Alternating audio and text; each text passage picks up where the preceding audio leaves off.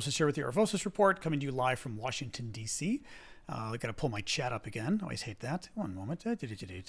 Somewhere. Here we go. Chat. Okay, now it'll slowly bring you back into view. Anyway, hello all. How are we this afternoon? Good to see everybody. A sip of water in my Ukraine mug. Ah, there you all are. Hello, Kay in Southwest Virginia. Anthony. Exactly. Give a little shout out where you guys are. Let me get TikTok rolling as well. TikTok, boom. And then we'll do the same there. And then we will get rolling. One sec here. Here we go. The dog is already at the door trying to beg for the neighbor because why wouldn't she in the middle of my show? That's just the usual. All right. All right. Welcome, everybody. Oh, my. Monday. I'm still adjusting the lighting. I can't go too much lighter. Okay. I hate studio lights. God. I have to have lights for the show, but it's really annoying because they're just like a little too bright. And it's the same thing when you go on TV, unfortunately. But what do you do? Anyway, hello, everybody. Jersey Oblast. Cute Kilo. Hey. Oh, boy. Big Hawk. Who's that? Mark Star. Thank you, Mark, for the gift. Welcome, everybody. Thank you, Jorge. How are we all doing today? Jetta Mom, lots of TikTok gifts rolling in. Thank you, guys. Lots of news today, I would say. So for whatever reason, thank you, Jen. Thank you, Chazak. We've got a good number of stories today. So I will be talking for a while. Big surprise there. Andy's heading to Greece. That sounds fun. Hey, Martin. The weather's good. Actually, Greece is nice. As long as you go before June, Greece is pretty nice. I mean, once you go, it can get hot, is the point. Yes, the hair is cut. The curls are cut off, unfortunately. Hopefully, they're coming back soon. I had to get it cut off because I was going to Asia. Thank you, Chad. Thank you, Lotus. It's going to be so hot when I'm over there. It's going to be in the 90s, U.S. 90s, and humid. And I was like, I'm not having, long curly hair in that weather. So I got it cut off. So at least by the time I get there in 2 weeks, I don't have to worry about it. So anyway... Thank you, Marvelous, thank you, Frank, for the Frank for the marvelous gift. Anyway, hi guys. So let me get rolling here. I guess we got a ton of news today. Thank you, John, as well, and Lotus. Thank you for sharing the live. It's pretty bad. I mean, it's going to be in the 90 percentile humidity and 90 degrees. So I consider that pretty bad. It's going to be worse than Chicago. It's tropical or subtropical over there. It ain't Chicago. It's much worse than Chicago. Thank you, Joyce. Who is that? And and Benzie. Thank you, Benzie. So yeah, it's gonna be a little humid. I'm heading to Asia in 2 weeks, I was saying. So, which will be quite fun. It's just gonna be hotter than hell. So I am bringing my summer clothes. So anyway, welcome everybody. I am John Aravosis. This is my show, the Aravosis Report. Thank you, Fred. That's what that is. I was wondering what that couch potato gift was. Thank you for that. I know that's a very nice gift as well, but it's also a new one, so I was curious as to what it was. Thank you. There's a snow potato. Oh, I did see that. Chicago is at risk of having snow on Wednesday. It's been gorgeous here. We were almost 60 degrees today here in D.C. This show is going to be about Ukraine again, Yaroslav. The show is about Ukraine every day. And sometimes I branch into other U.S. news. Thank you, Joe. Thank you, Joyce. Thank you, Alan. But yeah, the show is about the latest updates in the war from Ukraine, and I also will touch upon other American news and world news when it comes up. But in the U.S. case, that usually means the election. But right now, it's Ukraine today, and lots of news actually, as it were. Let me get rolling, okay? It's day 767 of Vladimir Putin's special 3-day military operation. Thank you, Jen, for the hanging lights. As always, hello, dog. Oh, look at you with your mouth covered in stuff. Really? What did you get into this time? Who knows, huh? Jesus. She just my dog, my small, wonderful little dog. But anytime I look around, she's got stuff hanging from her mouth of something else she got into. And it's just oh God. 14 years old, and she's still my little baby getting into trouble. Hey, Kanepisht in Estonia, welcome. And thank you for the hearts there, Tari. So anyway, welcome, guys. Yeah, so I will cover the latest news from Ukraine. The way the show works, first half of the show, I will do the news. Second half of the show, take your questions and comments. Sometimes as the show's going on, I will see your comments and be able to jump on them. I don't always promise that because there's a lot on the screen. And when I'm sort of trying to go through the news first, it can be difficult. Thank you, Adventurers, but I will try. Hello, Pedro in Finland. I always forget you're in Finland, Pedro. It always cracks me up that you're a Pedro in Finland. It's sort of a fun combination. Let me just get rolling here. So hit the likes, hit the GIFs, keep them coming. Tap the screen on TikTok, hit the like button on YouTube. In principle, it can tell the algorithm that it's worth watching the show, so please try. Posting comments can make a difference too. Thank you, Crazy American. And thank you, Linka, for the lightning bolt. Oh, we got lots of stuff coming. Safe sex. That's cute. That's cute. You don't get me in trouble by saying it, though. TikToks will probably get mad at me anyway. Thank you, Crazy American. Why couldn't Pedro be in Finland? Alan, why don't you think about that for a while, and we'll get back to you, okay? I'm not a big fan of those kind of comments, Alan, just so you know. It's a little too obvious what you're saying, and you know the answer, so... Not everything is like a cause celeb. Why are all my shows about Ukraine? Because they are. I mean, sort of like saying, why is Christmas about Jesus? It just is, right? I mean, the show's about Ukraine because it's a Ukraine show. That's what it is. So it could be about other stuff someday, and it probably will. Thank you, Martin. But for right now, it's Ukraine. So here we go. Ukraine aid. Oh, so this is good. So interesting news on Ukraine aid. Might be moving ahead. So the big problem with American aid. American aid was cut off 6 months ago by MAGA Republicans in the House of Representatives at the demand of Donald Trump. The Senate Republicans passed legislation with the Democrats. The House Republicans said no because Trump said no. He doesn't want Ukraine funded anymore. Trump has a weird relationship with Russia, as we know. A weird friendly relationship, I should say, with Russia. So it's been 6 months now. And House Speaker Johnson, who is a conservative Reagan Republican, which means in principle, he gets it, right? He supports Ukraine. He's made it clear he does support Ukraine. He's also made it clear that he really doesn't like Russia. He called Putin a madman at a meeting last month with constituents and with funders.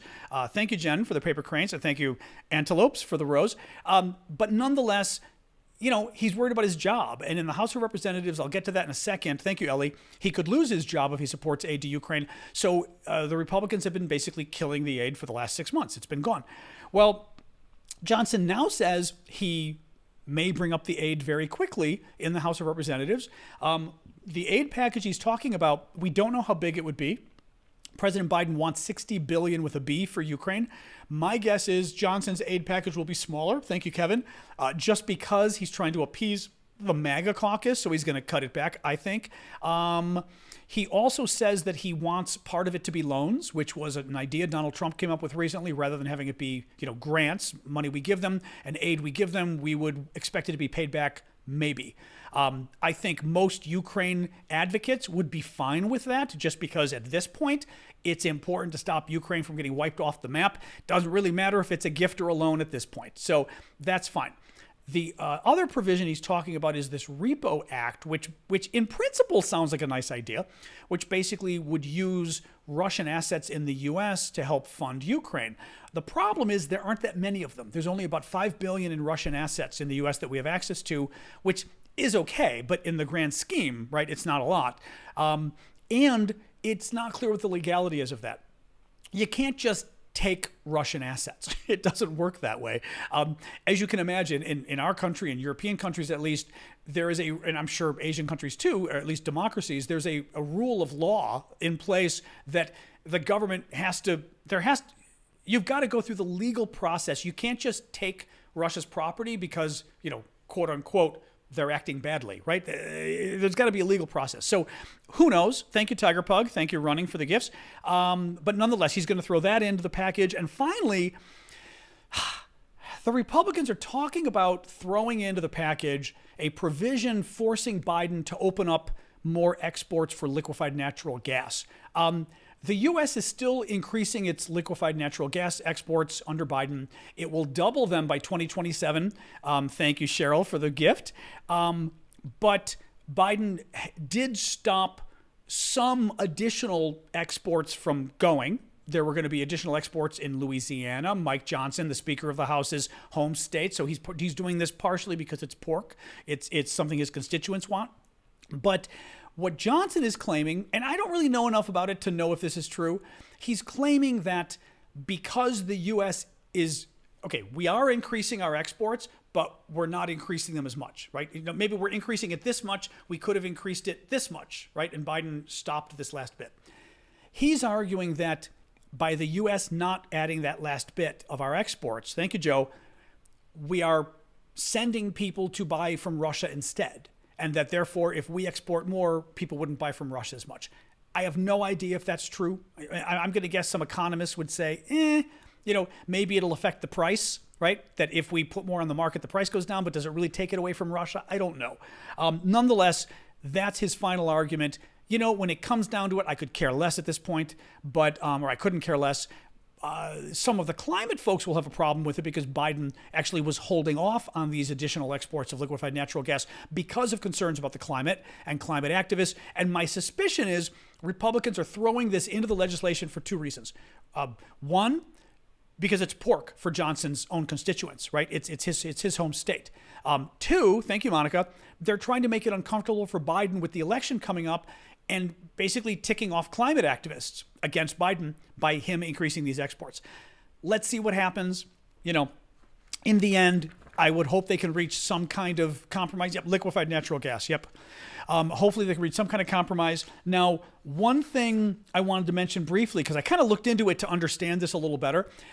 One of the problems he's going to have doing this is he doesn't want to lose his job. Thank you, Martin. Thank you, Linka, for the gifts. He doesn't want to lose his job. And more from Martin and more from Linka. You guys are competing. I love it.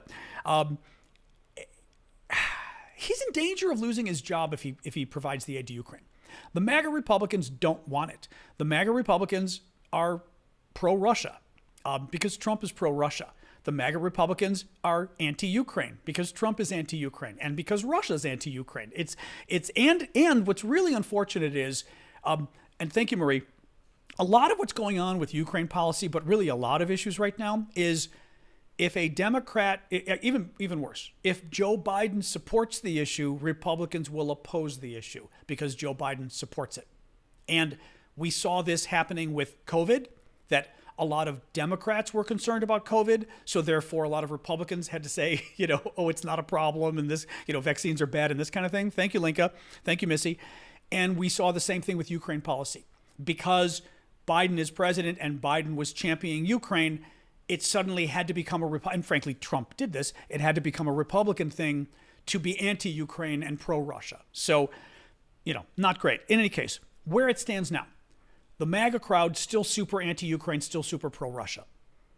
Marjorie Taylor Greene and Matt Gaetz, the two big ones in the House of Representatives. Gaetz took down the previous speaker several months ago by a process that Marjorie Taylor Greene has begun, but she's took the first step and she's frozen it otherwise. So she's not proceeding yet. But there's a process by which you can file a motion to vacate the chair. And it means a motion to kick out the speaker so that he's no longer, the speaker, by the way, is the head of the House of Representatives. Whichever party has the majority controls the House of Representatives, and their top person is the Speaker of the House who runs things. Well, they vote to pick the speaker.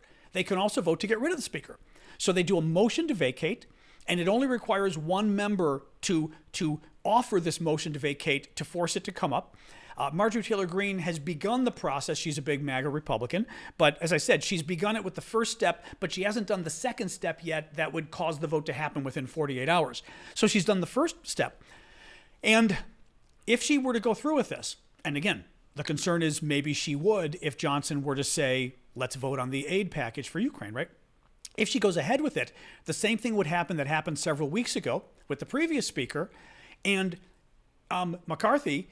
And basically, the House would be required to have a vote on whether or not they vacate the chair, whether or not they kick out the speaker and fire him and which triggers a new vote on a new speaker. And remember what happened last time. It took them like a month to find a new guy, like 3 weeks. It was a disaster. Jim Jordan, who's really, was one of the people that they were going to have, and then they didn't get the votes for him. That's the concern. Now, Republicans only have a one-seat majority right now. They've got 218 votes in the House. Democrats have 213 votes, or 213 seats, and there's 4 seats vacant right now. Republicans can't afford to lose too many, or they lose the majority. Now, Nobody thinks the Republicans are going to side with the Democrats to get the majority. But the concern is that the Republicans would side with the Democrats to vote out the Republican speaker, which they did last time, and then it's a disaster.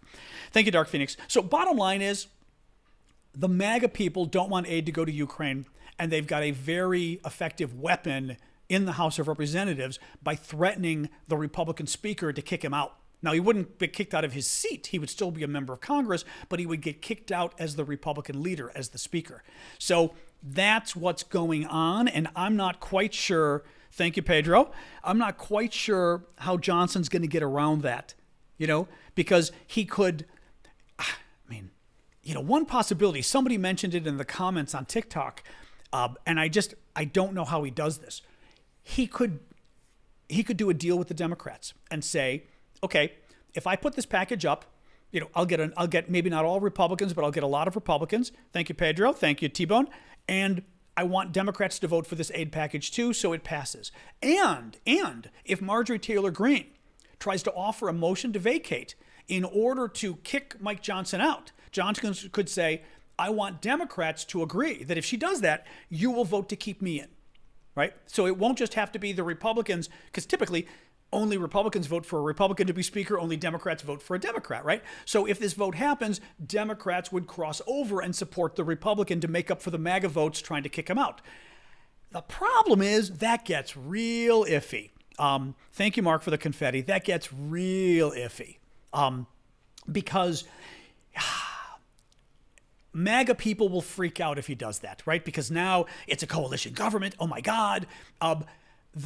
I would say the far left and the far right, neither side is very happy about bipartisanship. Neither side likes to reach across the aisle and work together. And the MAGA Republicans don't really want to see the House Speaker using Democrats to get things passed if Republicans are opposing it, or at least if the MAGA guys are opposing it. So it's a mess. It's a mess. Well, Max, the point is, so it gets into a lot of the details here. Thank you, Mustard. Oh, hey, Mustard. Hope you're well. Haven't seen you in a few days. Bottom line is, typically, the minority party, it's not their job to keep the other guys in power. So typically, the minority party, which is the Democrats in the House, don't vote to keep the Republican speaker in power. Thank you, Eli. They don't vote to not vacate the chair. So like we're Marjorie Taylor Greene to do a vacate the chair. Thank you, Safe, for the gift. To do a vote to vacate the chair, to kick out the speaker. Typically, Democrats would vote yes, kick him out. And Republicans would do the same thing the other way. Like you just don't typically vote to defend the other speaker. That's just not the way it works.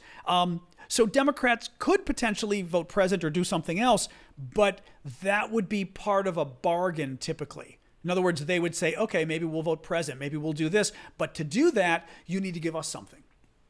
And again, it depends whether Republicans, MAGA Republicans, would look at that and think, okay, this is too much. You're giving too much. You're working with Democrats, and we don't like you working with Democrats. Who knows?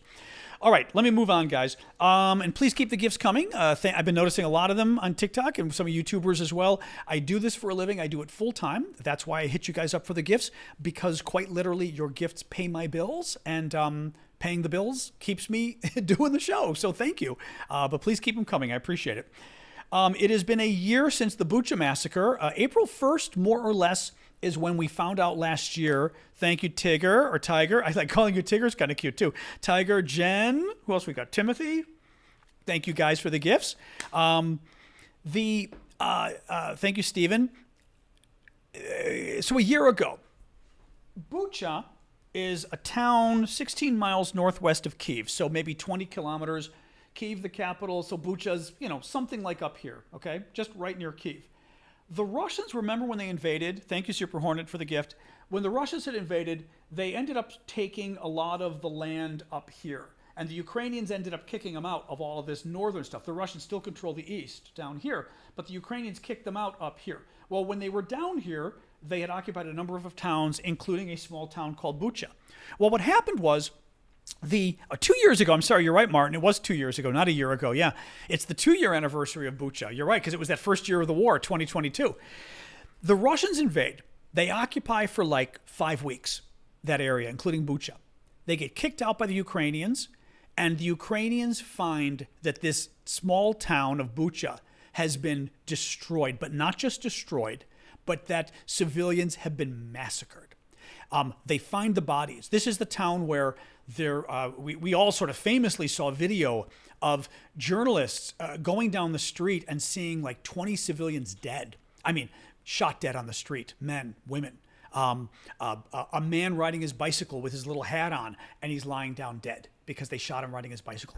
The stories out of the citizens. One woman told how, I was reading this yesterday, they went house to house and said, any men, come out of the house right now. They went literally house to house, guys. Thank you, Vicky. Thank you, Samo. They went house to house and ordered all the men to step outside. And any man that was between the age of 18 to 60, they shot them dead on the spot. The woman telling this story, I was watching the video yesterday, it's from 2 years ago. She's this old woman, and she's telling the story in front of the body of her dead son behind her. Because she's saying that's exactly what they did. They came out and they killed him. Her husband was over 60, so they didn't kill him. Anybody between the 1860. They also violated, I can't use the word on TikTok probably because TikTok censors a lot of stuff, but they violated women, mothers, grandmothers, children, did it in front of the men who they didn't shoot. Horrific what the Russians did in Bucha. Thank you, Tuat. Appreciate the gifts. Really horrific. And thank you, Bjorn, for the gift. And thank you. Jens is gifting memberships again. Thank you, Jens. Richard got it. That's excellent to see. In any case, this is the 2-year anniversary. Well, what is particularly interesting about Bucha is this was the first, thank you, Luisa, the first evidence of the really big Russian war crimes, right? Because this is only 5 weeks into the war. The occupied territories were occupied. Their stories weren't getting out there yet. And the Ukrainians, just within 5 weeks of the war, such a horrific civilian massacre. It ended up effectively, thank you, Frank, it ended up effectively, and Luisa, killing any kind of peace negotiation because the Russians and the Ukrainians were still negotiating, trying to end the war if they could. And the Ukrainians saw just the brutal massacre the Russians did against their civilians and said, that's it. So very bad. Let's move on from that. Don't forget memberships too. Thank Jens for reminding me. So one of the cool ways you guys can support my work and also get some benefit for yourself is we sell memberships on TikTok. Thank you, Monica, for the gift and Noteworthy. Memberships on TikTok and memberships on YouTube. Sometimes they're called subscribers. I think on TikTok, they might be subscribers. On YouTube, they might be members. I never quite know. But it's a way of basically joining and supporting my work with a monthly donation. Thank you, Samo. You get special emojis you can use. Anybody who's a member, maybe throw up some of the emojis and show some of the folks. But I think probably the best part, basically you're supporting my work, but I was trying to find nice things to give you in response for it. Thank you, Don. Is I do a Saturday show. Most Saturdays, other than in 2 to 3 weeks from now when I'll be in Asia for 2 weeks, because then the time change is going to mess everything up. I do a show almost every Saturday, 11 a.m. Eastern Time US. I'm doing one this Saturday, and it's just for the paid subscribers. So it's just for the monthly subscribers. So you guys on TikTok and you guys on YouTube who are the monthly subscribers on TikTok, that's the SNN people. We call it Sasha News Network to be funny, SNN, because my dog is Sasha. But you can see Flower Lady, Tom, Cheryl, Big Hawk. I'm just scrolling some of the names here, which thank you all, by the way. Ash, and those are the monthly subscribers. And on YouTube, it's all the green names, and we've got a ton of green names. I can't even mention all the green names on YouTube. Look at it, the whole screen's green. Thank you guys so much. But in any case, so I do the weekend show, 11 a.m. Eastern Time Saturday, and on TikTok, it'll be on TikTok. On YouTube, it'll be on YouTube. Everybody else, it'll be on Discord. And it's a really nice hangout just with you guys and me. So it's just sort of our own private show. We talk about Ukraine. Vlad will often join us from Ukraine. But it's just a nice hangout, and people really enjoy it. I just sort of started it as a lark just because I was trying to find something to thank you guys. And people really, I had somebody the other day said, they go, it's worth it just for the Saturday show. And I was like, perfect, thank you. So we do talk food. Yes, Ashley says sometimes we talk food. We have been known to talk food. But we usually do a good amount that is kind of Ukraine, but it's not a prepared performance. It is very much back and forth, us hanging out and talking. And it's a small enough crowd. It's a big enough crowd that it's fun, but it's a small enough crowd that we can do that. So Anyway. All right, guys, let me get rolling here. But thank you. Yes, thank you, Susan, for the gift membership. And Tree Robitaille got it. That's nice. All right, let me keep going here. The head of Ukraine's largest private energy firm said that 5 of its 6 plants have been damaged or destroyed with, this is in the Kharkiv area, I believe, with 80% of its generating capacity lost after 2 weeks of Russian attacks. This was an interesting story.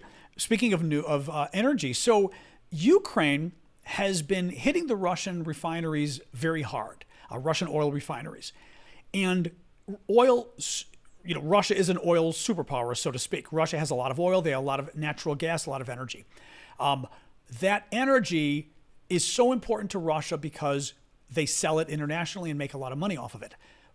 The figures I saw were something like 40% of Russia's federal budget. In other words, the government budget at the federal level is paid for by Russia's energy sales. So 40% of the budget money, like in other countries, it comes from taxes and everything.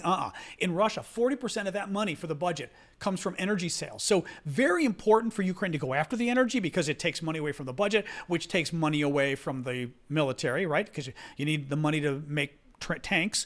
But it also takes fuel away. If they go after the fuel, it potentially cuts back the fuel that could be used to make the oil that can be used to make fuel for tanks, fuel for airplanes, oil that can be used to make lubricants, again, for tanks and airplanes and other equipment. So anyway, important for Ukraine to go after Russia's energy production, and they have.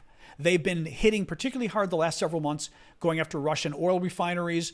And Bloomberg reports today that Russian diesel exports have dropped 21%. In part because there is some work going on repairs, but they said a large part of it is because of Ukraine's drone attacks, but 21%. That's significant and good, but very interesting.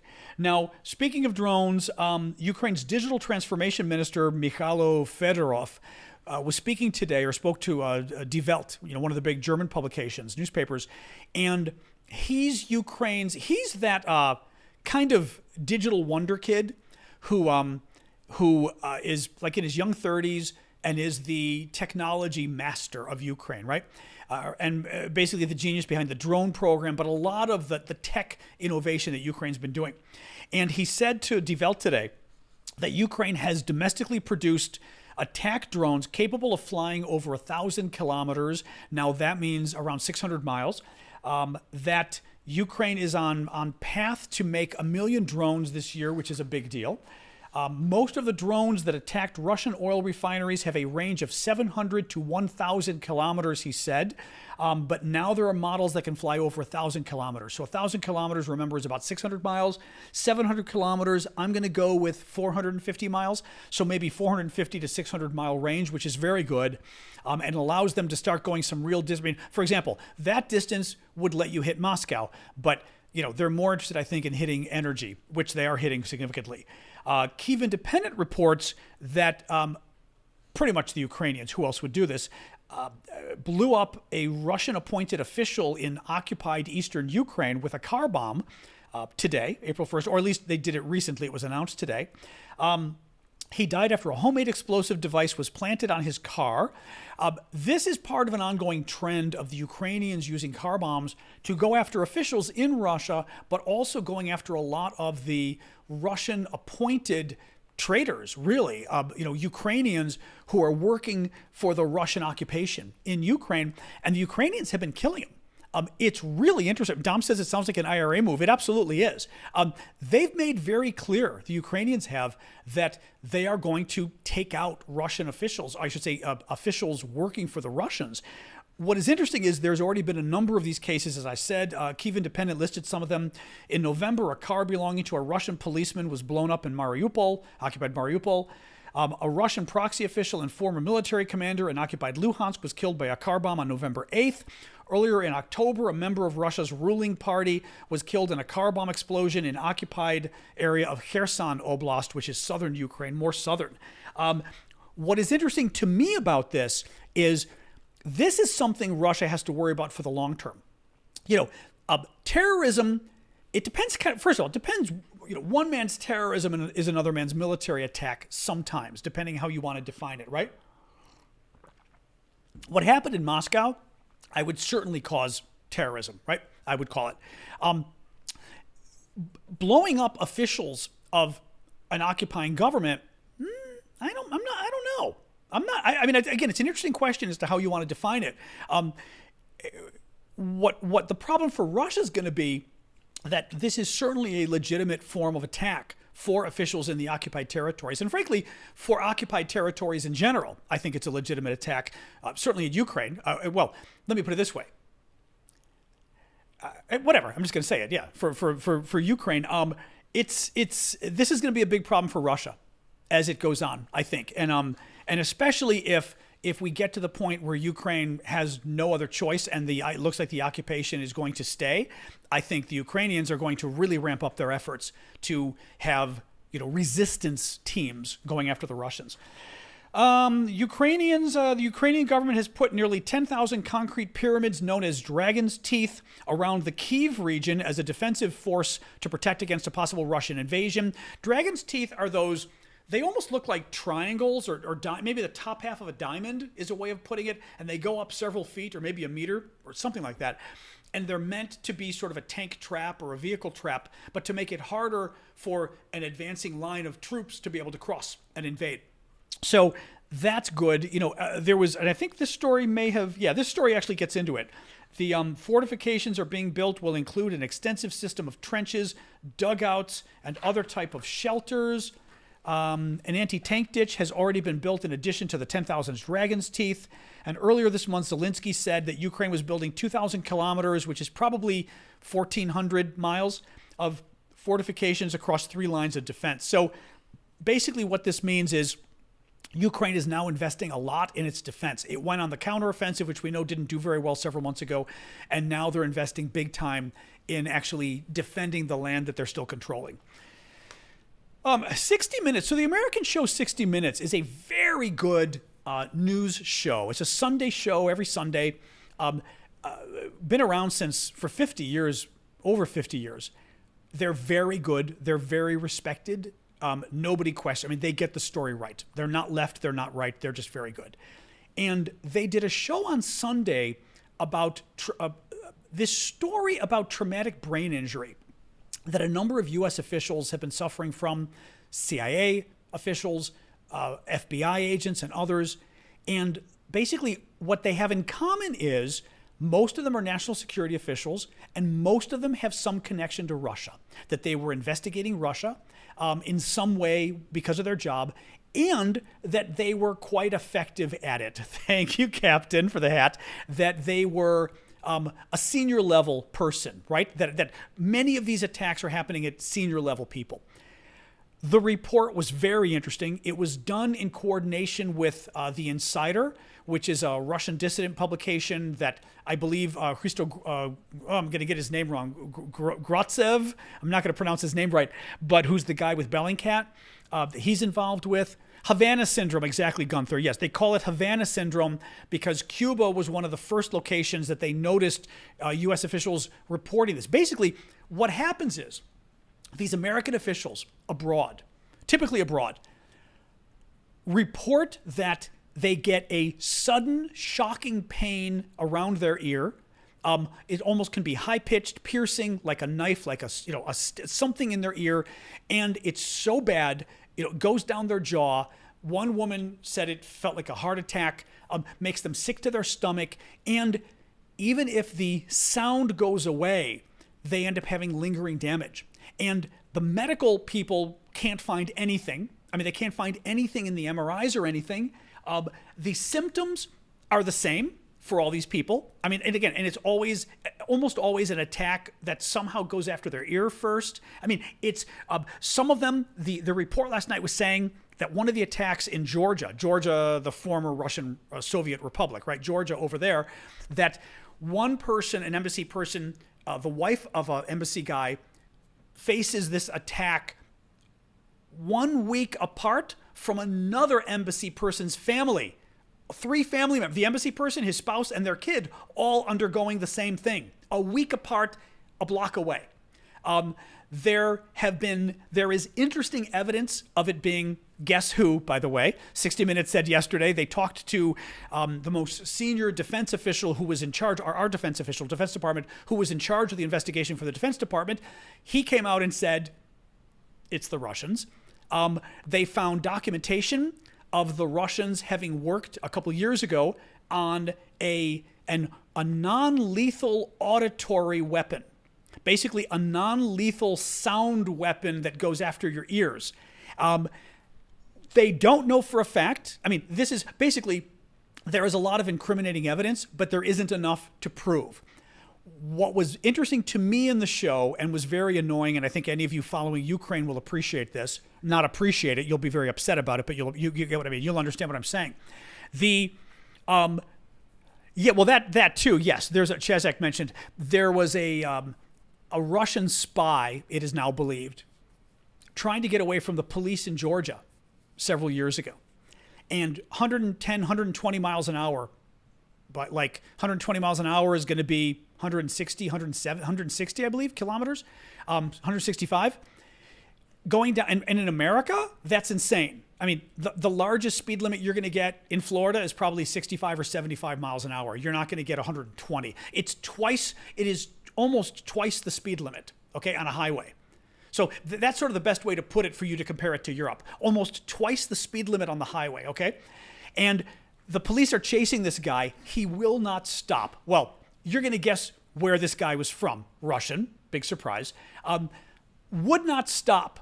He finally, the police, because they're doing a high-speed chase, they put down those spikes on the highway to stop him. He hits the spikes, kind of goes out of control into a ditch. He's bloody. And they're interviewing him because they've got their, the cameras on and saying, why didn't you pull over? And he keeps going, I don't know. I don't know. I just didn't want to. I don't know. I just didn't want to. And he's this Russian. Well, had a lot of strange equipment with him, including some strange electronic device. In any case, there's a lot of evidence pointing to Russia. What was most upsetting to me was they were interviewing a number of people who I know peripherally through my work and trust. Thank you, Jonathan. Thank you, Dom. Thank you, Brian. And what they were saying was the Biden administration, but also the Trump administration, this was Trump and Biden, both administrations came out and said, we don't think this is real. We think it's just, these people they didn't say they're crazy, but just said, we don't think this is real. What any of these large numbers of U.S. national security people are reporting with all of this circumstantial evidence pointing to Russia. What they then said, which really troubled me, and this was some senior people I trust in town, they said basically that the reason the Biden administration and the Trump administration came out and said that these attacks are not real is because it would be very inconvenient and uncomfortable if the attacks were real. Because basically it would be Russia physically attacking dozens of senior American officials and physically damaging them. That would be an act of war if they did that, and that American officials were so disturbed by it. Thank you, Nicholas. Thank you, Jen. Thank you, Crystals. American officials were so disturbed at the possibility of having to retaliate against Russia that they basically, the argument is, they wrote it off. That basically it was easier for them, thank you, Jen, it was easier for them to claim that this isn't real than for them to admit that Russia was attacking American officials. Now, also very interesting, thank you, Crystal, also very interesting, thank you, Jen, one of the attacks happened to a senior American defense official at the NATO summit last year that Zelensky was at, and that Biden was at, and all the NATO leaders were at. So, I'm sorry. This whole thing is a little too suspicious. What bothers me is, once again, and we saw this with the Trump administration, which, Trump administration would have its own reasons for not wanting to blame Russia. I don't need to go there with you guys. The Biden administration, I can tell you why the Biden administration wouldn't want to go after Russia, because they're afraid. Biden's afraid, and wants to work out some deals with them. So he'd be like, well, if we accuse them of this, then there's no way we can work out deals. And, well, we don't want to anger Putin, anger escalation, right? This kind of crap.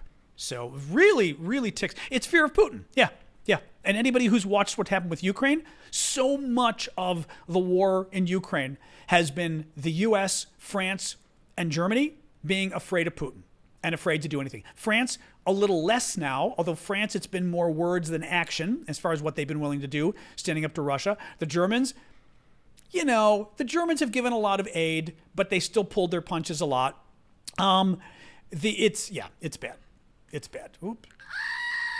Feel free to take Giggity out. That kind of stuff is obvious. You know that, but that kind of stuff is obviously just, I don't mind people who don't like Biden, but if that's just trolly. I mean, you know that. I just thought I'd pass it along. So, anyway. And Kofi, you're about to be gone too. You are gone, actually. Mods, mute the Kofi. Mute the Kofi person too. They're trolls. Yeah. Any case. Yeah, we tried it. The thing is, too, it's funny because the mods, I always tell the mods to try to go light on the moderating because I don't mind having a diversity of views and I don't want us to, accidentally ban people and stuff. But you guys would be surprised at how many people we get that come and try to just raise havoc with our chats, which is good in a way because clearly ticks off the Russians. Of course, it ticks off TikTok, too, so we always have to be careful with them. But thank you, Maria. Anyway, all right. Let's move on here. France is delivering hundreds of old armored vehicles and new surface-to-air missiles to Ukraine. The Russian Orthodox Church has declared that the war in Ukraine is a holy war. Yay! They said that the war is being defended, that holy Russia is being defended from globalism and victory of the West, which it accuses of falling into Satanism. The Russian Orthodox Church, mind you, it wasn't our Easter, Orthodox Easter, but it was everybody else's Easter this weekend, so kind of a weird time to talk about a holy war. Basically, the Russian Orthodox Church called for the entirety of Ukraine to be taken over by Russia. The Russian Orthodox Church is historic this way. The Russian Orthodox Church leader was accused of basically having ties to the KGB during the Soviet years, and unfortunately, the church has been corrupted really throughout the entire thing. It's bad. It's bad. All right. A little more here. Europe is... actually, this is the final story I've got. Europe is currently in a pre-war era, according to Polish Prime Minister Donald Tusk. In an interview with the German newspaper Die Welt, Tusk said the continent needed to step up defense investment, adding that Europe was in a situation not seen since 1945. He said, I know it sounds devastating, especially for the younger generation, but we have got to get used to the fact that a new era has begun. I'm not exaggerating. It's becoming clearer every day. The most worrying thing about the moment is that literally any scenario is possible. We haven't seen a situation like this since 1945. He's talking about a possibility of a world war. At the very least, and again, I don't want to scare people, but I'm more worried than I was 2 years ago. The concern isn't that we risk a war because we're in Ukraine. Thank you, Courtney. Meaning we're helping Ukraine. The concern is that we risk a war if Ukraine loses. That by letting Russia win this war, which in many ways the West has been doing all along, we've been providing Ukraine just enough to basically defend itself to some degree, but not enough to get its land back and not enough to win. And now we cut Ukraine off entirely. In America, at least, the Republicans did. The concern is that by Russia doing better in the war and by Russia seeing support for the war collapse in America and basically support for Russia. Well, I mean, how else do you say it? You know what really sucks too? I swear to God, and I don't want to keep saying this, but I have to watch what I say now because of TikTok, and it drives me crazy. Because they banned me a few weeks ago for no reason, wouldn't tell me why, gave me, and now I've got to watch what I say every show, and it really ticks me off. I know I shouldn't even say this stuff, but thank you, Tom. But I don't feel this way about YouTube. But TikTok, it's just very sad. Anyways. I literally hear myself being careful with the words I'm using, words that I would be fine using on CNN, which I've gone on in other places, but having to be careful on TikTok because, our overlords don't like us being too critical of Russia. It's just boggles the mind. In any case, all right, guys, real quick, we've got some auction stuff I'll show you really quick. We got a lot of cool auction items we do. CNN's amazing. CNN's one of the best news outlets out there. By the way, mods, I will say, the negative comments about CNN are an easy one to mute. That's like a litmus test. Whenever I talk about CNN being one of the best news services in the world, that's a litmus test to basically get the trolls out. Because it's hard to say. I've been doing this stuff since 1995, by the way, monitoring and running online communities. It's hard to explain, but you get very good at like sniffing out who the bad guys are. And I say bad guys meaning someone who's here just to cause trouble. So yeah, mods, feel free to mute anybody who jumps in now, because I'm doing this on purpose and they can't control themselves, which is perfect. Anyway, all right, so we've got a lot of cool auction items. Our auctions end Wednesdays-ish. This week it ends on Wednesday. Thank you, Magical. Thank you, Allie. Among other things we've got this week in our Discord auctions, very cool shirt that Vlad got, embroidered shirt from Odessa that Vlad got us. I would call this a woman's shirt, although I tried it on and it looked pretty good on me. I was surprised, but the design makes me think a little more woman. It's a very fine shirt. I would call it a short sleeve shirt rather than just a t-shirt. I've got one of our cool Zelensky sweatshirts. These are also very nice. These are the actual sweatshirts, the same brand and same style that Zelensky wears. We found the place he buys them from in Ukraine and bought them, which is very cool. So this is a really cool. I've only got mediums of this. This is a true US medium. The other shirt, I don't recall. The other shirt, I think is more like a American large, I think. You can go bid over in our Discord community. It's to find it, you guys on YouTube can find it via the aravosis.com link. You can just type it in. You guys on TikTok can find our Discord community by just going to my profile on TikTok. Look at the red triangles pointing down at the link. Click that link, and one of the things that comes up will mention my Discord. It'll bring you to a page of links. Maybe the fourth link or something is my Discord community. Click it and go there. Half the auctions are for everybody, the public ones. And the VIP auctions are for all the folks that subscribe monthly, unfortunately everywhere but TikTok, because TikTok is broken. The TikTok connection to Discord is broken. The TikTok folks tried to fix it a month ago. Not a month ago, like a year ago. They failed, and unfortunately, it's still broken. So until TikTok fixes it, I've got a number of sort of very cool Ukrainian candies that Vlad sent us from Ukraine. I put about 5 of them in a package here. Some halva, some like chocolate wafers, some fruit roll-ups, lots of different things. And these are like Vlad and Vicky's faves. So we got these.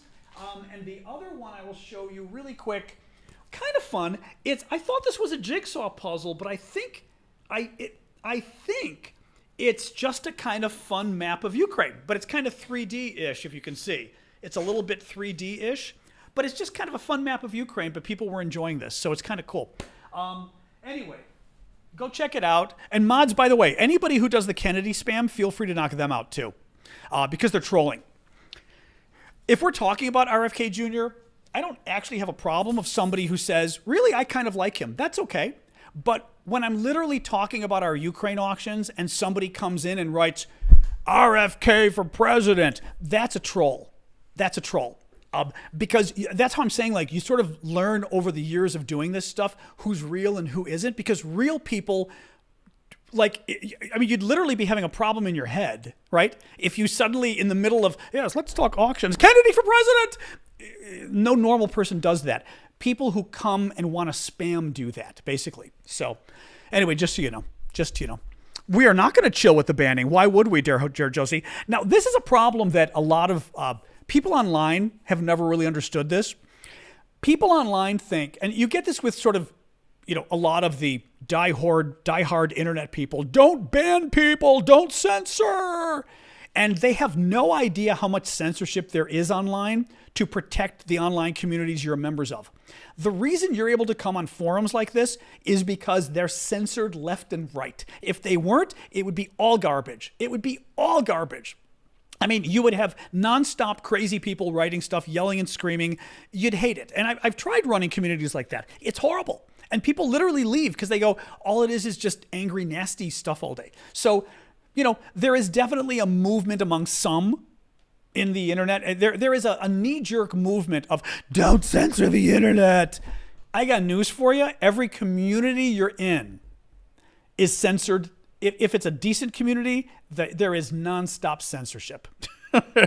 Yeah, I mean, there's no choice, Josie. I know where you're coming from. I mean, I appreciate it. And I appreciate you, by the way, being nice, because that's my point. You're clearly showing you're not a troll, which is nice. You disagree, which is totally cool. It's living hell if you don't sort of go and just at least knock out the bad guys. The disagreeing guys are fine. And it is a fine line. And it's not always easy for the mods or even for me to tell, but you basically try to knock out the folks who you know are coming just to be jerks, and they're not coming and going, well, I don't know if I agree with that. That's cool. That's totally cool. But the ones who basically go, let's go to a Ukraine forum and just sow trouble. That's who you don't want. Or let's go to a Ukraine forum and yell about Kennedy. That's a troll. That's a troll. Well, especially nowadays, unfortunately. In the older days, I ran one of America's most popular political blogs in the 2000s. Actually, I had one of the top U.S. Political blogs called America Blog, and back then it wasn't really bots. It wasn't automated stuff. It was just obnoxious people, and you used to have to go and basically just censor because you had obnoxious people coming and making threats and doing just all sorts of crazy stuff, right? Now you've got all the automated stuff, which makes it 10 times harder, unfortunately. All the fake Russian trolls, and frankly, not just Russian. I mean, there's American trolls, there's everybody, troll farms and you name it, right? Anyway, there is not a yellow flower in my garden. You might be looking at the light. I'm going to guess if you're looking at that thing, it's a light in my plant. That's a light in my hydrangea, probably, if that's what you're talking about. I don't have any flowers out yet.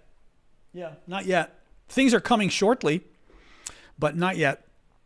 Actually, my peonies, I've got everything starting to get close to blooming. Thank you, Arifa. Appreciate that. Anyway, all right, let's back to the news. So we are done with the news. Let's hang out. Let's talk. Thank you, Arifa and Mark, again with the gifts. Questions, comments, anything about Ukraine? Let's go. Let's talk. What else we got, guys? And thank you, Chazak, for the gifts. Do keep the gifts coming, guys. I appreciate them. Do I grow a kitchen garden? I'm not sure by a kitchen garden, do you mean herbs and things? I do have some, what actually, what I grow to eat? I grow mint. I've got my mom's mint, which is going back to like the 1960s or something, or 50s. That's really good. It's really nice spearmint, though. I grow that. And Greeks, we use it like to make meatballs and things. I wouldn't use it for much else, but for Greek meatballs, we use some dried mint. That's very good. I use the mint.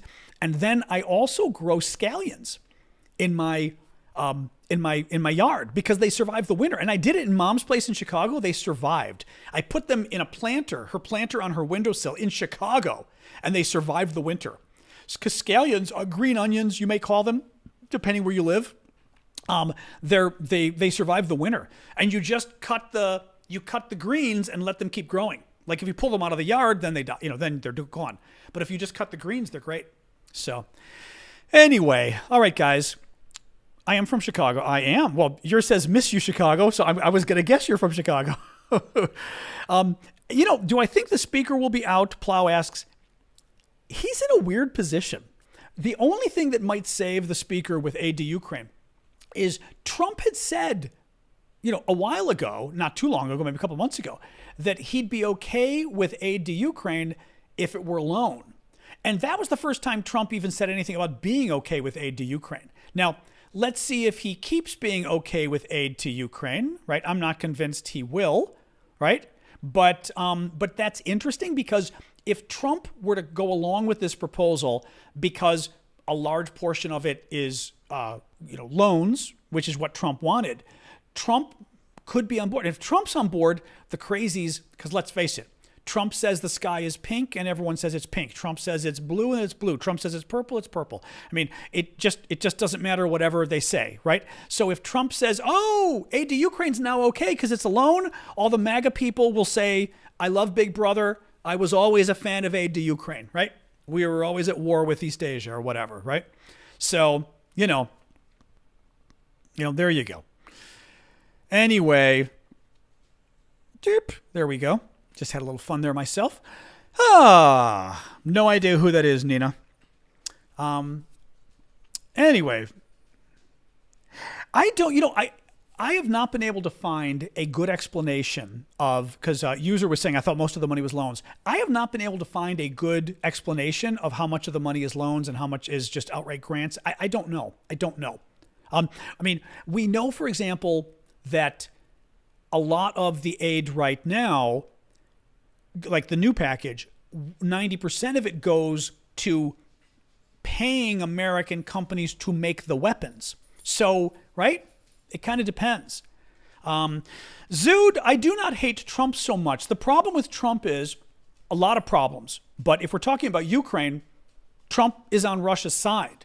Trump from the beginning said, and by the way, that is a comment I would not mute. I hope somebody, don't mute Ash. No. Not, unless he had previous comments that were bad, that was not a bad comment. Not yet. So yeah, bring him back. Well, yeah, but spamming, fair enough. But you know what I mean? Like, he wasn't, you get what I'm saying. Fair enough for this. But spamming, mute him for 5 minutes if he's spamming. But I wouldn't mute him just for the comment is my point. The problem with Trump, if you're a Ukraine supporter, is that Trump is on Russia's side. Trump said at the beginning of the war, before the war started actually, Trump said back in 2015, 2016, that he thought it was okay for Russia to invade. He thought it was okay for Russia to take Crimea. Hey, Crystals. Ooh, Crystal's the title gifter. So that's a new thing TikTok has where when you buy enough gifts in certain categories, you get your name up there until somebody else comes. Yeah, Zood, my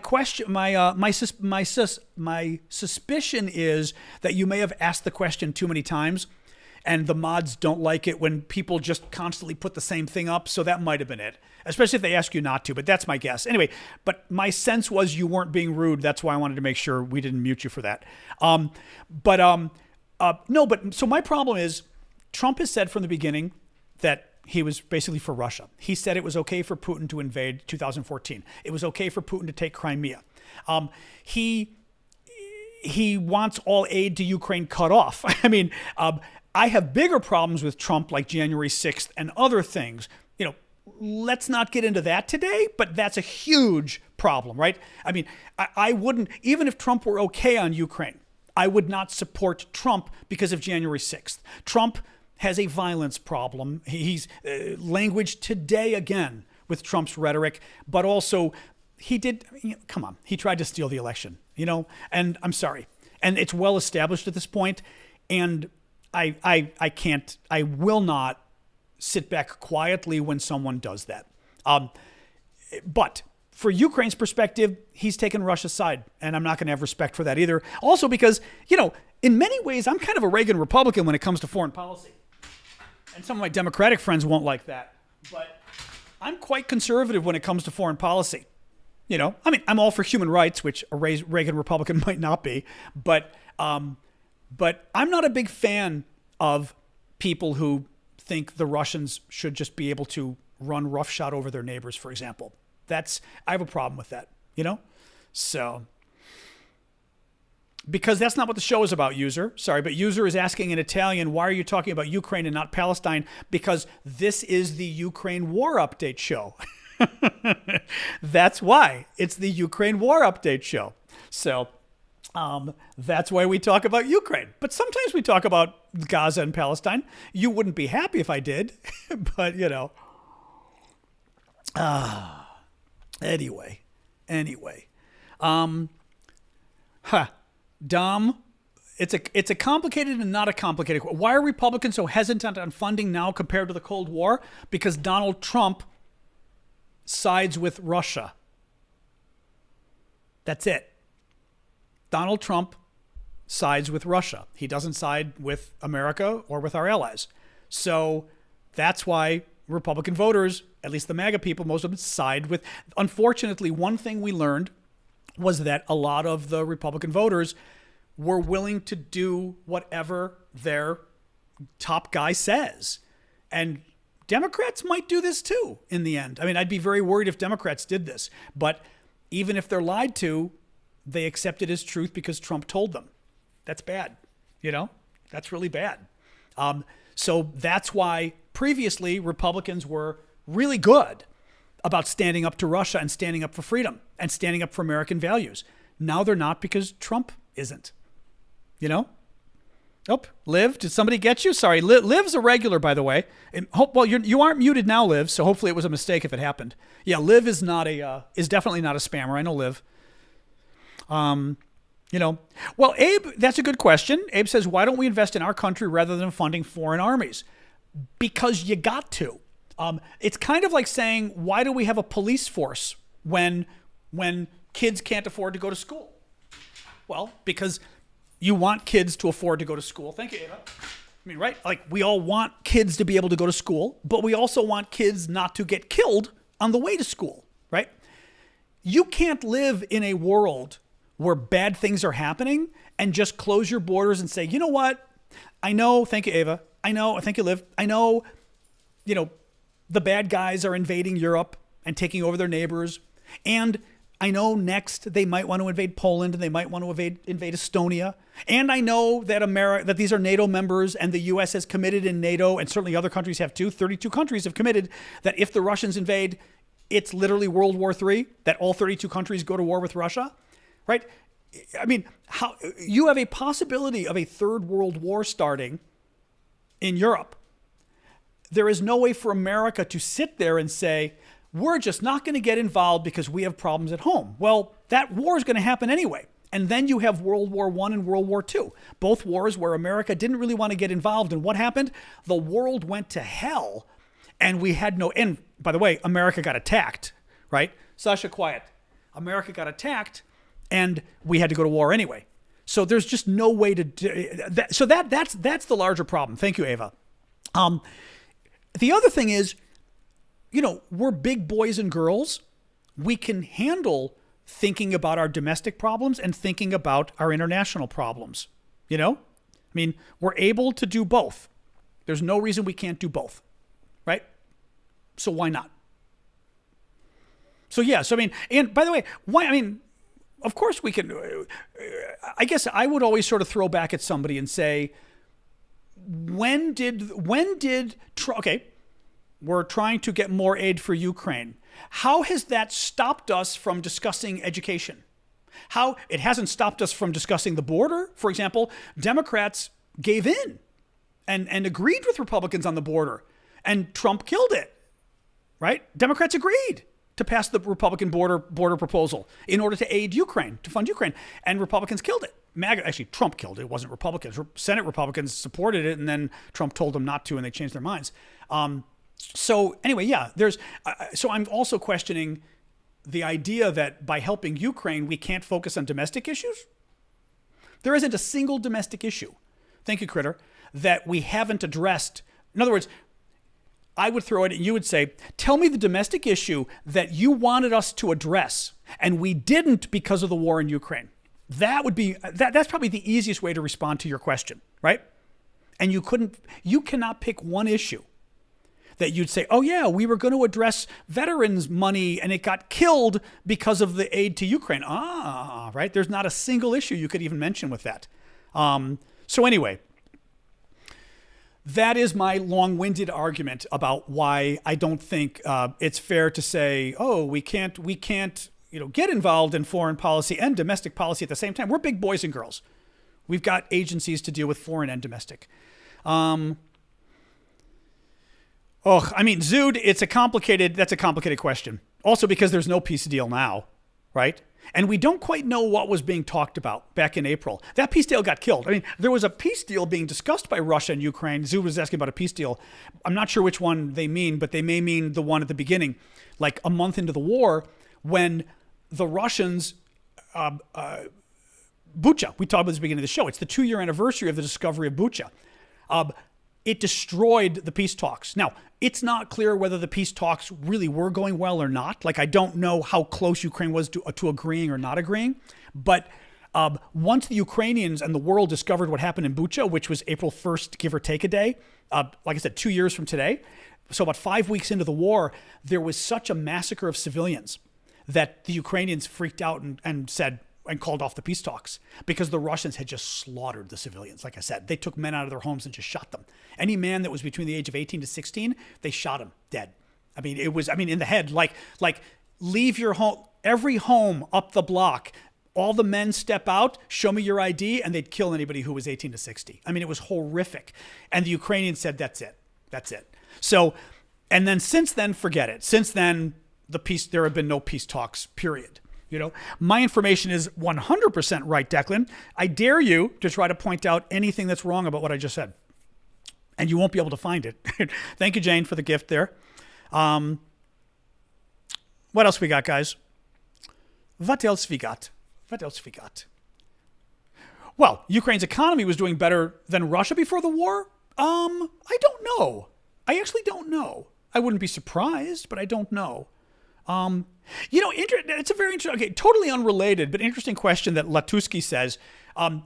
Who do you think will win the election if Robert F. Kennedy Jr. enters the race? What Latuski's asking is, will Kennedy take more votes from Biden or Trump?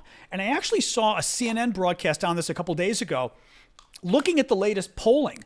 And what they found was it's about even. At this point, it's about even. That it hurts both of them kind of equally. So at this point, we don't know. I mean, it's very interesting. We just don't know because both of them lost about the same amount. Or, it put them both. In other words, Trump was ahead like 4 points and maybe Trump was ahead 3 points. Once Kennedy entered, they were within the margin of error. So it was even. Again, we got 5-6 months. How many months? 6-7 months till November. So 7-8 months. Yeah. Till the election. So,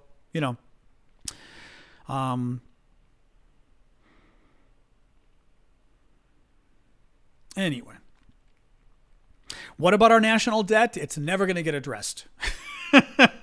That's what about our national debt. I mean, look, I will say this. Democrats are not thrilled about addressing. Okay, a couple different things on the national debt, okay? If you look at it historically, going back to the Clinton administration, Bill Clinton entered office with a deficit. Reagan had massive deficits. Reagan had massive tax cuts. They ballooned the deficit. Clinton came, and Google this. Google the map of deficits by president. You'll see Clinton came in, did a historic budget deal with the Republicans, and was able to cut the deficit to the point that Clinton left office with a surplus.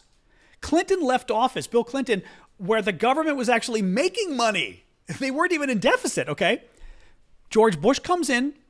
The first 9 months in office, right before 9/11, actually, George Bush passes a huge $1 trillion tax cut. What happens? The deficit, and then 9/11 happens, the deficit explodes. Obama comes in, the deficit was really, then you've got the economic crisis. So 2008 under Bush, and then it leads into 2009 under Obama, huge deficit. Because the economy, that was the world economy cratering, and they had to spend a ton of money to stop us from going into a Great Depression. So, right, then it deficits. Trump comes in. What does Trump do? Trump passes $2 trillion tax cuts, or I should say a $2 trillion tax cut. It was like $1.5 trillion, but the actual cost of it ended up being $2 to $3 trillion if you look at the Congressional Budget Office. Again, what happens? The deficit increased even more under Trump. And this was before COVID, guys. Before COVID. And then COVID came. Bigger disaster. So the problem is, I think you have certainly seen a bigger deficit under Republicans than Democrats. I think from a Democrat perspective right now, a Democratic perspective, a lot of Democrats would say every time Republicans get into office, they do massive tax cuts that lead to massive deficits. And then they want Democrats to cut programs like Social Security and stuff. Let me get my dog some water. And it's not fair, right? Why should Democrats have to cut Social Security and Republicans get to do tax cuts? 1 second here. Right? So Democrats would say, why do we have to cut Social Security in order to pay for Republican tax cuts for rich people? Okay?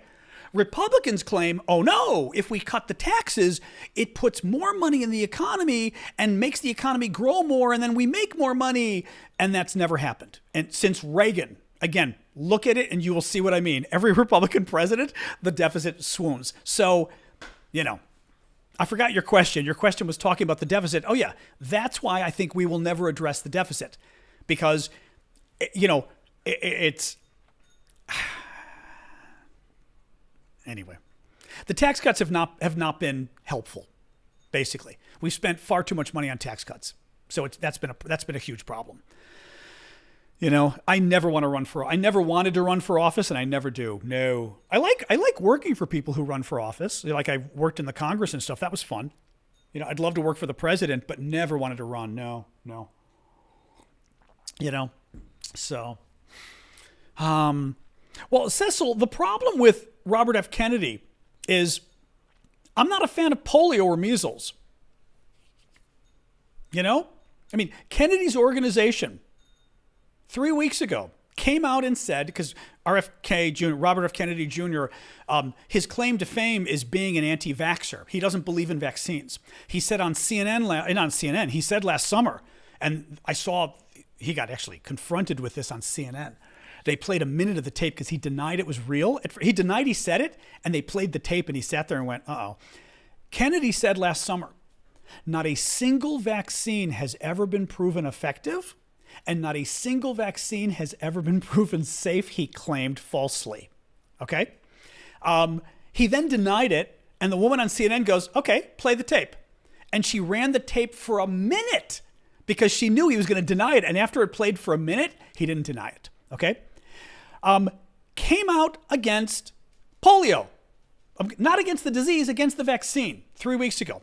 His claim to fame now is he runs an anti-vax organization that puts out lies about vaccines and tries to convince people not to take them. His organization came out 3 to 4 weeks ago. You can find the tweets. It's crazy. And claims that the reason the polio vaccine, he claims, I can't even quote this because if I quote it, TikTok will probably get mad and use the quote against me. The tweet falsely claims that the polio vaccine doesn't work. It falsely claims that polio isn't even caused by a virus, which is insane, right? It claims that polio is caused by toxins. It's crazy stuff, guys. Polio. Now, the thing is, anybody my generation or older knows that because, we knew people with, I didn't know people with polio, but a little older than me, they knew people with polio, right? Polio is pretty much gone because of the polio vaccine. And for Kennedy and people to talk about the fact that, no, polio wasn't caused by the vaccine, polio wasn't caused by polio, the virus, and the vaccine doesn't work, that vaccine saved, literally millions of children were saved by that vaccine. One of the worst things about polio is that polio would paralyze you, and it would especially go after children. So children would be paralyzed, but I'm talking paralyzed to the point where they were living in iron lungs back then. Still, some of them today are in iron lungs because they couldn't breathe, because it paralyzed everything. So it would paralyze your chest and your lungs didn't work. So they would put you in this huge metal tube, like a torpedo, imagine, with your head sticking out. And the pressure inside would go up and down, and it would expand your chest and contract your chest and make you breathe. And that's how people lived their entire lives. Insane. Hey, quiet. So the dog is begging early. Just crazy. Absolutely crazy. So yeah, that's my problem with Robert F. Kennedy Jr. I'm not a fan of crazy, and I'm not a fan of conspiracies. And he's crazy. I just think he's crazy. Again, disagreeing with you, fine. You know what I mean? Like I've said this before. Nikki Haley, I don't agree with her on most things. Ukraine, we agree. But most things I don't agree. But if Republicans wanted to vote for her, okay, right? She's a Republican. Robert F. Kennedy? Not acceptable. Not acceptable. Yeah, the guy just died, Hellraiser. I'm forgetting his name, but who was in the iron lung for decades. He just died recently. Yeah. American, I believe. Definitely American, actually. Yeah. U.S. had 42 cases of polio in 2023. Wow. Anyway.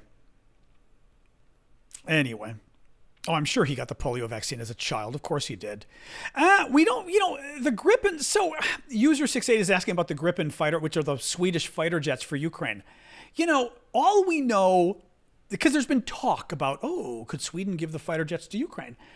Recently, and I'm talking like a week ago, the Swedish government comes out and says, we are discussing it, possibly giving Gripens to Ukraine. You know what? Sweden's been discussing possibly giving fighter jets to Ukraine for 2 years now. They don't get any credit and courage. by doing that, right? They're not doing it. They're playing games. So I actually would be very critical of Sweden at this point because, at least be like Germany and be willing to just say no, or Biden, just say no. But pretending you're going to give these fighter jets and it's taking you 2 years to figure out if you do or don't want to give them, you know what? Come on. So no, I think it's really immature, unfortunately, of Sweden, what they're doing with the fighter jets. And honestly, I also think it's the U.S. probably telling them don't do it. It's probably Biden telling them don't give the fighter jets. That'd be my guess. Russians might get angry. We don't want to make Putin angry, right? So,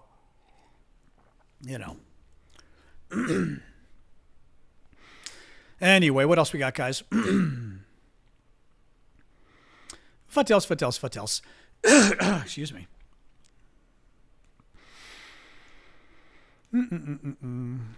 Beep, beep, beep, beep, beep, beep, beep. Anything, guys?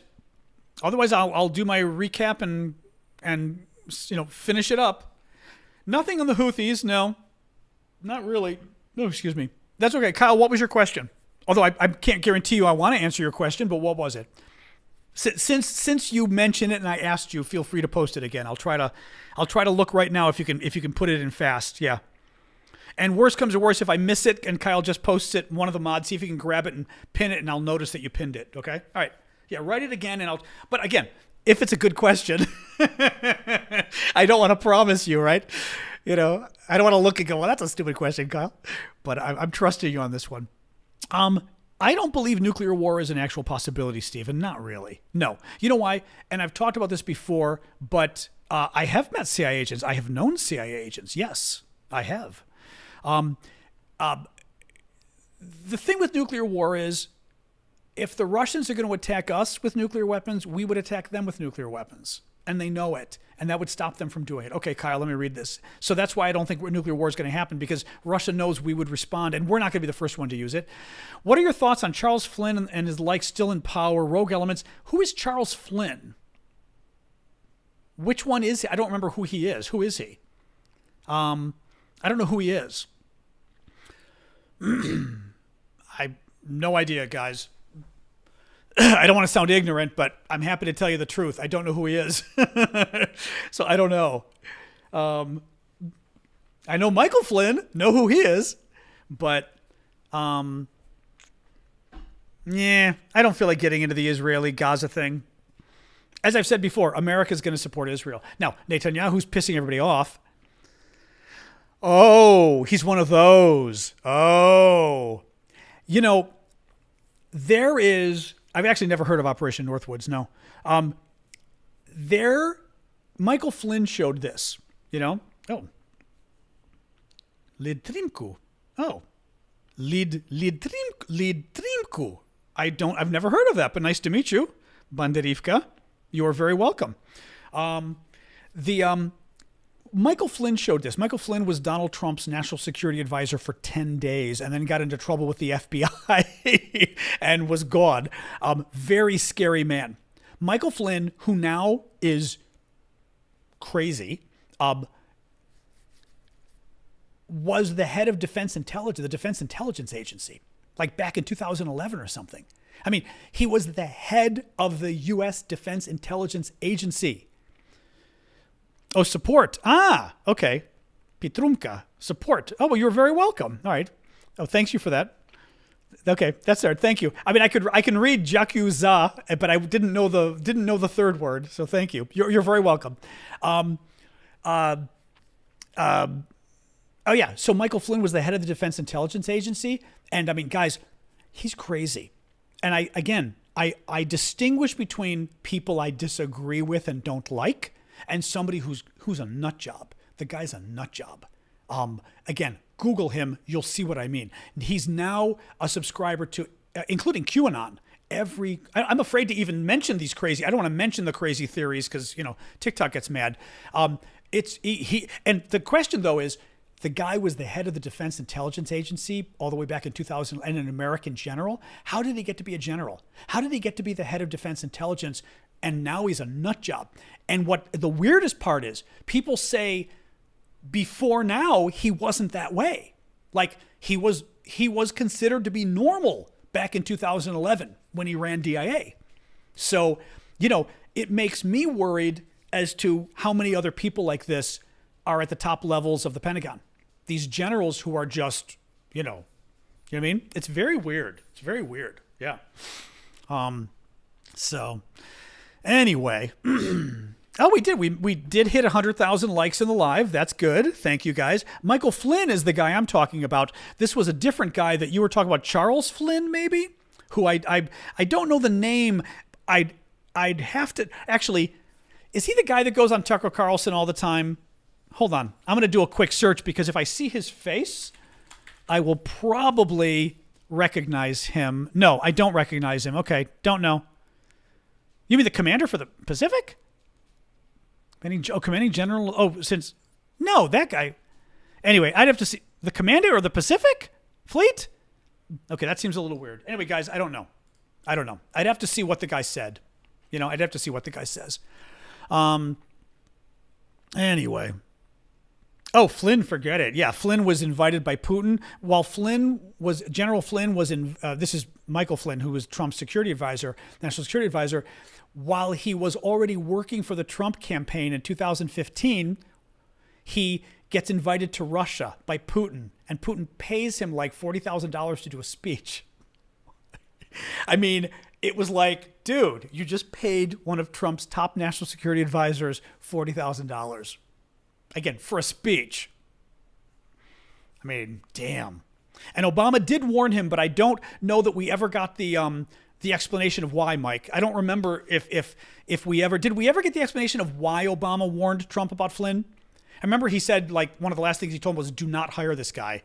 But I don't know whether he told him why or whether we know why. Maybe he told him why, but, and Trump hired him anyway and became... Oh, he's the Michael Flynn brother guy. Oh. I'd have to know more about him. Just because he's Flynn's brother doesn't make him a bad guy. That doesn't, so I just don't know enough about the guy. Yeah. But I wouldn't, just because his brother's crazy, I'm not going to hold that against him, right?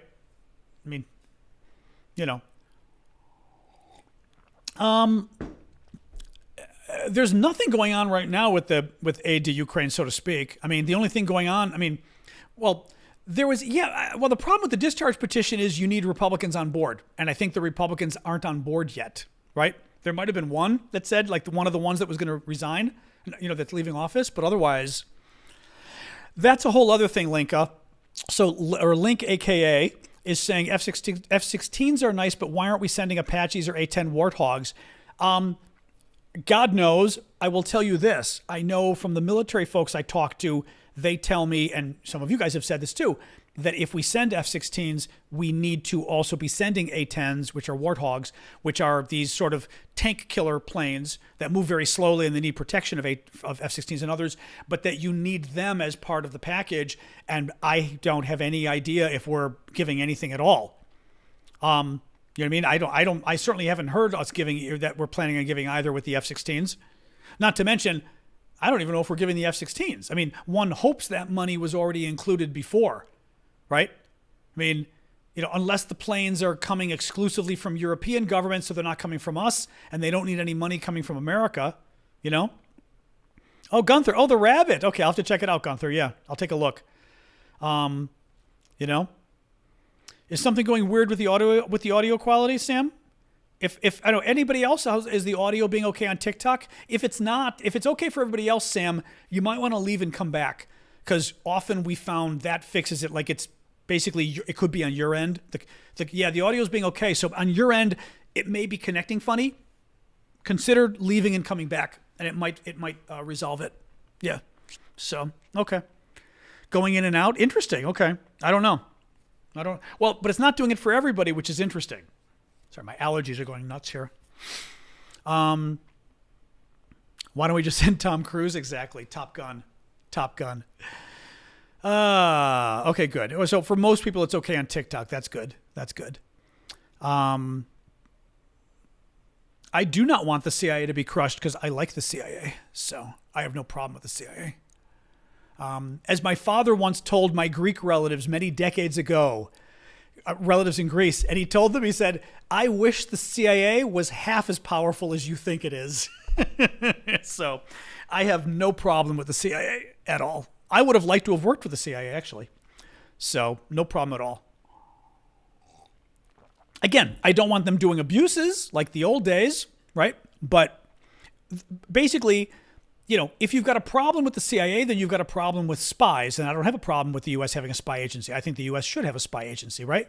I don't like, I just said, and I said, yeah, I don't like the old stuff, the violations they did and stuff, but that was 60 years ago, 70 years ago, right? But I have no problem with us having a spy agency. I want us to have a spy agency. We should have a spy agency, so, right? By sucking up to them, Synth. I mean, how do other major nations react to Putin? India, Saudi Arabia, and UAE. UAE, I don't know where they are right now, but Saudi Arabia, suck up. India, suck up. So, India, big suck up, actually. What are you doing? You're just sniffing. Sorry, the dog is... well, what are you doing? We'll go then. Go explore. There you go. The dog wants to explore on the balcony. Be my guest. Well, I cover the 2024 UK election. I mean, to a degree, I think it's interesting. Yeah. I don't know anything about it, though. So, I don't really know the politics, and I don't know the players. And so, if there is an election, for example... I mean, again, are you guys talking about a parliamentary... Well, I guess it always is a parliamentary election anyway, right? Thank you, Annie. Appreciate that. That's a very nice one. I've never seen that one before, Annie. Ooh, perfect beats. I've never seen that one before. Thank you. My apartment was already made when I bought it. I would have liked to have been around when they were making it, because then I could have had them fix some of the bad things, like my insulation isn't as good as I'd like it to be. But, Pamela, you've been here for 2 years. Wow, I know. We've all been here 2 years. It's kind of weird, isn't it? Sam, yeah, you're the one that's having the bad sound. Did you try going out and coming back, though? That's all I can tell you, because most people are having it okay. Try going out and coming back.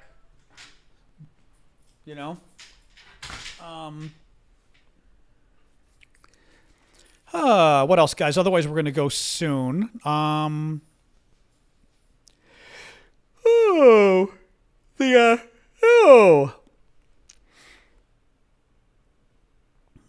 right, what else we got, guys?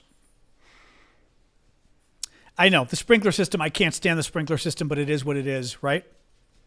Same mic. I'm using the same mic, but, it's a different cord coming. I mean, the cord, well, for example, if I shake this, does it add to the problem? Because maybe it's my cord. But you'd all be hearing it. There. I just shook it, but you'd all be hearing it if that were the issue, So yes, Mike Johnson, the Speaker of the House, says Ukraine aid is coming. We talked about that at the beginning of the show. Okay, dog wants more water. The question is what it looks like and whether the MAGA people are going to throw him out of office. That's the concern with Mike Johnson. Oops. Hold on, a little more water for the dog. 1 second. All right. Crazy McWater dog. All right. Because he needs to basically get Trump on board to pass the aid in the House, and he also then has to get all the MAGA Republicans, but if he gets Trump on board, then he'll get the MAGA Republicans, I don't know anything about Atlanta. What's going on in Atlanta? No idea. Well, I was far away there, Russell. I cannot see the Capitol. My old apartment, I could see the Capitol bar. I had a wonderful apartment, but it was a rental and they were never selling. But I had a 10th floor apartment overlooking the entire city. I could see the Washington Monument. I could see the U.S. Capitol, the Congress. I could not see the White House because it was too small. So, and I know the mic is a little hot, Chaz. Unfortunately, TikTok and YouTube that I beam to simultaneously, YouTube kind of kills the mic, so that I have to put it to a certain level for YouTube that ends up being hot on TikTok, unfortunately. But yeah, the mic is a small amount hotter than I would want it to be for TikTok, but there's really no choice, So, that's Atlanta. Yeah. There's Sasha, stop. Cut it out. The dog is begging for me to do her teeth because she gets a treat afterwards. Yeah, there was some crazy guy drove his pickup truck through the front gates of the FBI building in Atlanta, Georgia. I haven't seen anything more about it. I saw it right before I went on to the show, but I saw nothing about it. I mean, I put it this way. I don't want to conjecture who he's voting for president until I get more information. Let's put it that way. Because maybe he truly is crazy. Maybe he was drunk, maybe, right? But it certainly looks political when somebody in a pickup truck drives through an FBI office, right? With their truck. I mean, it looks political. No, it's possible. But the thing is, look, there is a small possibility this guy's a drunk. I worry that it's politics, which is very scary. But let's see. I don't know. Have they already said anything yet? Do they? No, let me pull this up. Is there anything even? Let me see. FBI Atlanta to see what the latest is on this.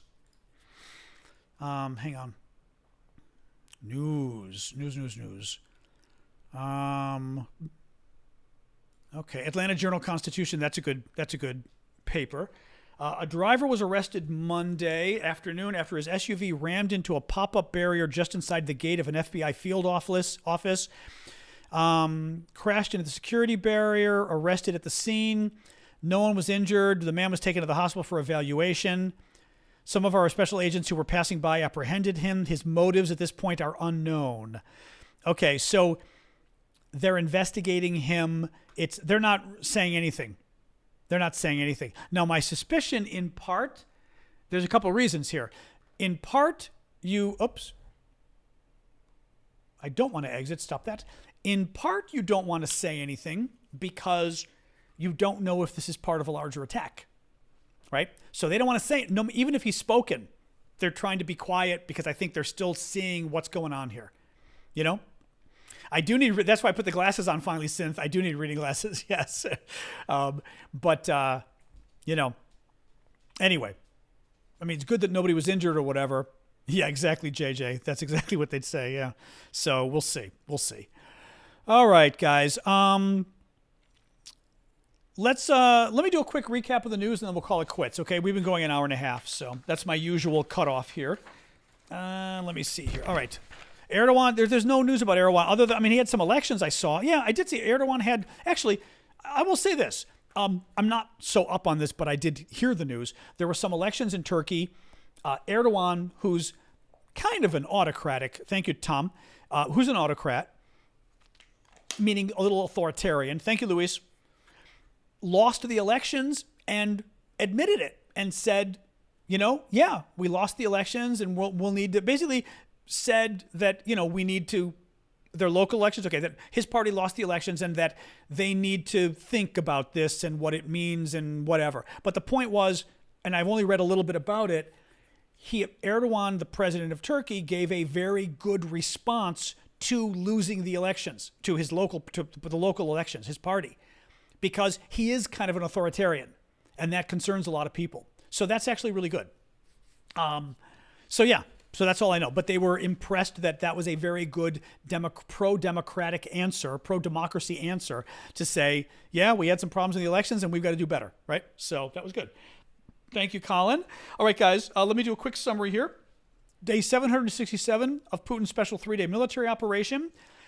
Ukraine aid, Speaker Johnson says he may be bringing up a Ukraine aid package soon. I then talked about Marjorie Taylor Greene and the MAGA crowd and how they could, thank you Typhoon for the gift, how they could try to torpedo the whole thing. It's been 2 years since the Bucha massacre when the Russians just really massacred a whole ton of civilians in the Ukrainian town of Bucha, which was sort of representative of what they did in other towns, but it was the first major human rights violation on a large scale that the world had seen in the war yet from the Russians, so it was a big deal. Head of Ukraine's largest private energy firm says 5 of 6 energy plants in the Kharkiv area have been so damaged they're going to take a long time to fix.